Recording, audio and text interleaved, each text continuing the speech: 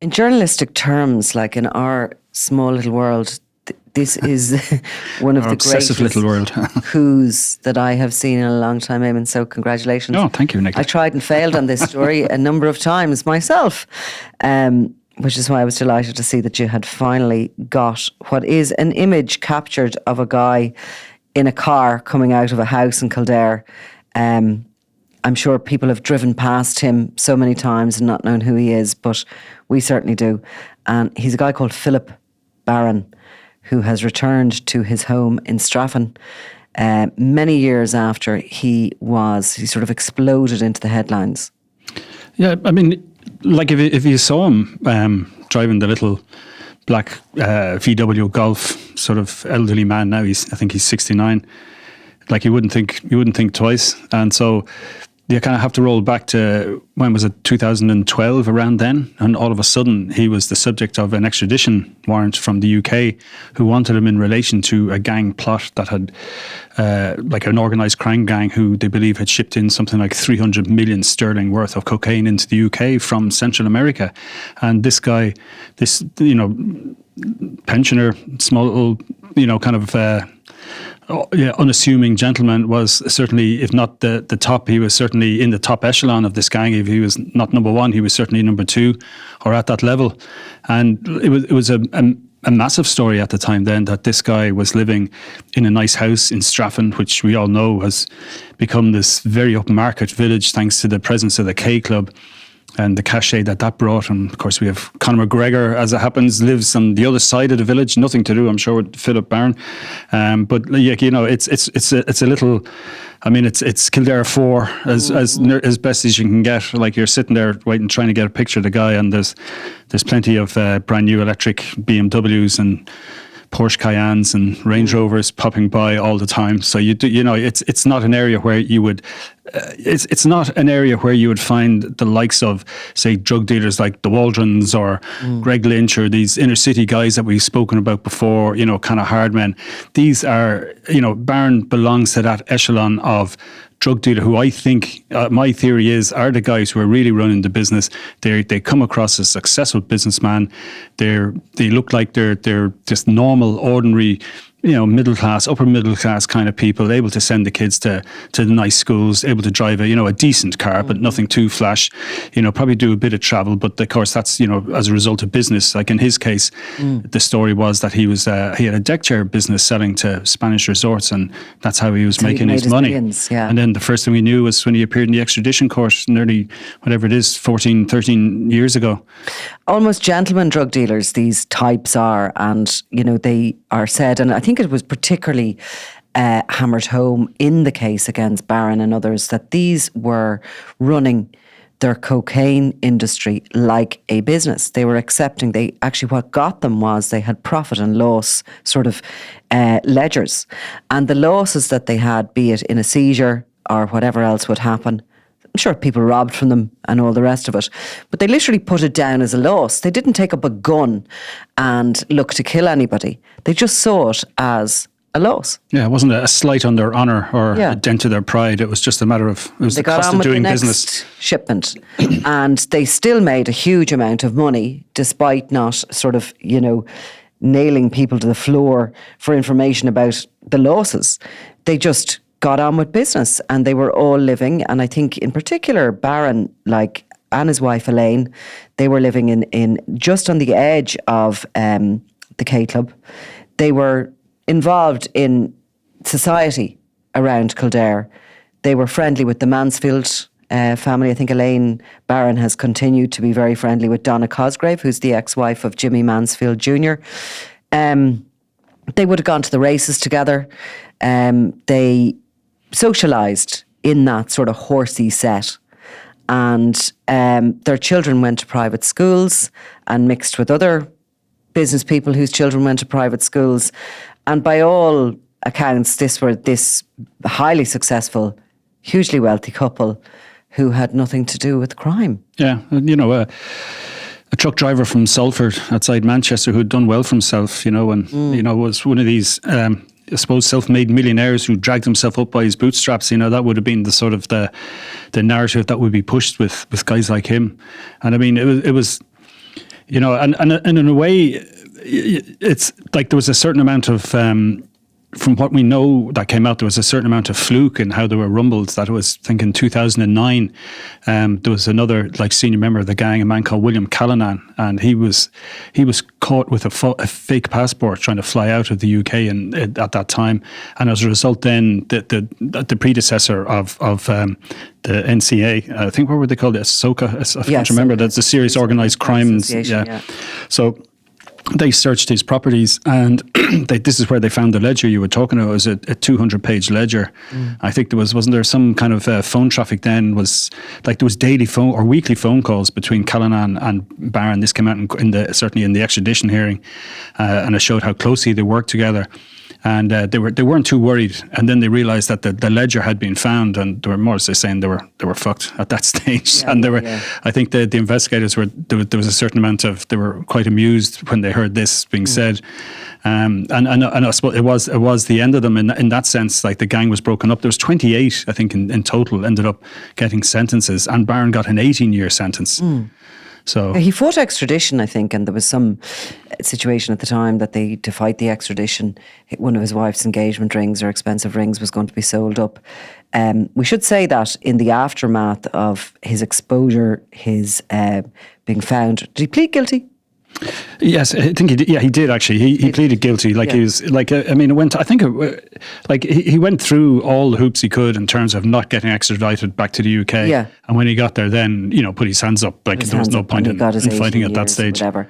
So when he did, and of course, the SOCA at the time furnished the media with photographs of Baron, with photographs of him and his wife in the back of a limo, with details on the lifestyle they led, and with allegations, I suppose we would have to call them now, that he had set up trust funds for his children, and that he had, washed 30 million, and that he'd amassed all this money. And of course, in the UK, the proceeds of crime legislation as such was new enough at the time, but they were immediately coming in with a proceeds of crime case against him in the aftermath.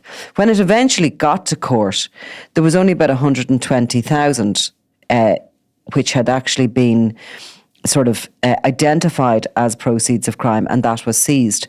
In the meantime, the family down in Kildare, and I spoke to his son, Philip Baron Jr., at the house in Bone Oaks at the time. I'd called a number of times because, you wanted to know, did they know? Were they aware? And the son at the time, his father had gone to prison. This proceeds of crime case had been announced. There was a hunt on for all this money and this trust fund money. And his son said to me at the time, "We're broke. We haven't a penny."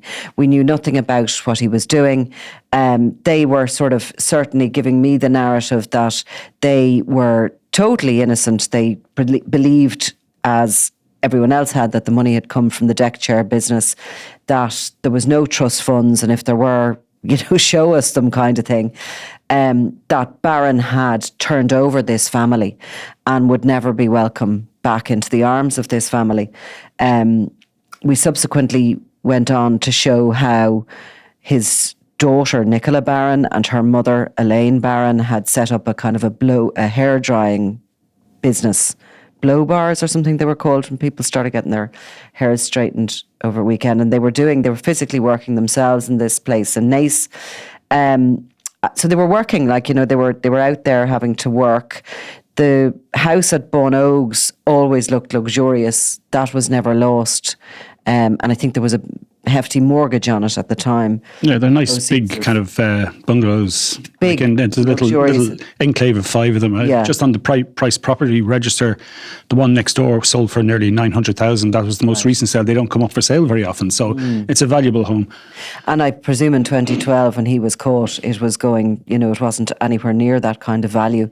At one point, I think there was a mortgage of 300 and something on it, and the value of the house was, no much further away from that. There wasn't a huge amount of asset to be got in it.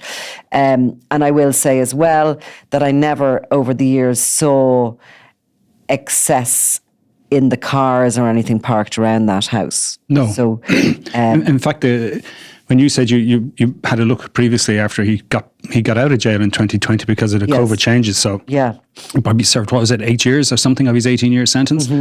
But it's the same cars are still there. So I mean, there's been no change like in 4 or 5 years with the vehicle. So I mean, there is that kind of not that impression they live frugally. And of course, when once we had the picture in the bag, we called to the gate. To see if he'd talk to us, but a lady there kind of initially said, well, why do you want to talk to him? And went in and like asked me who I was, and I told her I was a journalist, and this lady then came out and said, no, there isn't a Philip Barron living here. So, I mean, that was... It was definitely... even though we'd seen him go in. But, I mean, amazingly, for a guy, in fairness, who's been in prison and all the rest of it, sometimes prison is quite good for people's health. He looks no different to that mugshot that was released by the NCA in 2012. I mean, is he wearing the same glasses? I had looked closely at that, and no, they're not the same glasses, but they're similar style. They're similar style. But like he was... So he was released in 2020, and we know that he set up a company in 2021 with another guy who has an address in Manchester, and it's actually registered to an address in Wicklow, and it's described as being a firm involved in the sale of wood and materials to the building trade. But it was set up, and there's been nothing else filed since that time. So. It doesn't appear to be a trading company, or if it is, there's no documents been lodged in that. So that was, I suppose, that was kind of firmed up the idea that he was still there. And it was, of course, his director's address, which is all on public record, was to the Bone Oaks house where he doesn't live, according to the lady at the gate. So, I mean, look, undoubtedly, the fact of the matter is that there would be a watching brief kept over Barron, given how far up the ranks of the cocaine ladder he got in such a secretive fashion. Certainly there has been a watching brief kept on associates of Barron over the years, and there was also surveillance of him before he was ever jailed, down around the K Club, meeting with associates of Christy Kinahan Sr., which I did write about previously. And I put down to the fact that they could have been trying to do business together. Or Christy Kinahan Sr. could have been just giving him a message that he knew what business he was doing. While Barron is supposed to be one of these sort of gentleman dealers, probably not necessarily interested in ordering murders, etc., that other people like Kinahan and his crew would be. You don't get to operate and to live in the country without. There is still a finite amount of guys working on this level within the drug trade, within the cocaine world, and they don't operate under one another's radars. Yeah, because I mean, like Kinahan, I suppose at that time would have been up. This is the cocaine trade in the UK. It just happens that the people behind it had a property or were living in Ireland as well. And he was making trips to places like Ecuador. There was spending on his credit card for hotels, and there was meetings that Callanan was at as well. So he was obviously very senior. This is all evidence that there was, that they brought out to say that this is what we know why he's a senior guy. So, and there was phone traffic intercepted as well to kind of prove he was a person who could influence events, because they had these kind of virtual warehouses where consignments would be delivered. So he was controlling these things. So he would call somebody who would call someone, or and consignments would be picked up. So they were able to track all that. So that's how kind of engaged he was in it, and how senior he was in this group. I mean, but certainly in terms of, we know Christy Kinahan Sr. and the Kinahan cartel are experts in laundering money, and it certainly seems like from what we know was said in court about Barron, he seemed to be, or certainly Callanan or one of them, were very good at this as well. Like they talked about, they think he amassed up to 30 million. I think in terms of the actual Barron charges, amassed up to 30 million, and when they get to court, they can only find 120 million. And they never discovered where the rest of that money was. And there was a direct quote from one of the investigators along the lines of, if we never got to the bottom of Philip Barron's finances. So I mean, he's one of the few, if he did make this money, he's one of the few to successfully squirrel it away and keep it out of reach of either the Criminal Assets Bureau or the NCA or whoever, or the taxman even. Or according to his family. Exactly. Yeah, so he's pretty good at hiding things. The trial judge at the time said that Barron, along with the others, had been driven by avarice and greed, and it said it was a trade and an empire, and you cared not for the lives of others you may have destroyed lives. It may have led to people to commit crime. It may have led to despair and desperation. None of that concerned you. You were only concerned with yourself and leading a lavish lifestyle. And at the time, that lavish lifestyle was, I suppose, included a lavish lifestyle that was afforded to his family, but only his Irish family, because back in the UK, it later emerged that he had a daughter who didn't live the same lavish lifestyle as his Irish family, and this sort of second family, wife Elaine and the children Nicola and Philip Jr. She instead had been sort of lured into his world, and she'd laundered some funds from him, and she ended up going to prison. And she had explained, or I think police on her behalf had explained in court, that she'd been used by her father.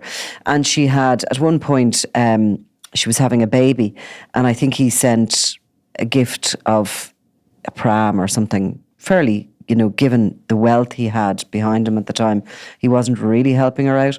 And she ended up serving some time in prison and getting a criminal record because of the and that was money laundering, moving money through accounts. Yeah, moving money through accounts. So there was a sort of this sense that one family, that girl Rachel was her name, was treated in that way, whereas this family in Ireland were a completely different thing for him, But it's extraordinary he's back, and he's back within the arms of that family, and he's back to where it all began, outside the K Club. Yeah, he's a real life narco. He's a real life version of a Walter White type character. One of these people that somehow managed to keep the facade of a normal life, while at the same time doing drug deals in South America. Like, when you think about it, it's just incredible. It is. And Callanan as well was linked as well to Straffan. He actually rented a property on the K Club at one point while he was there, and used that address then to open a bank account in Mullingar. Again, this is all the stuff that came out during the extradition hearing.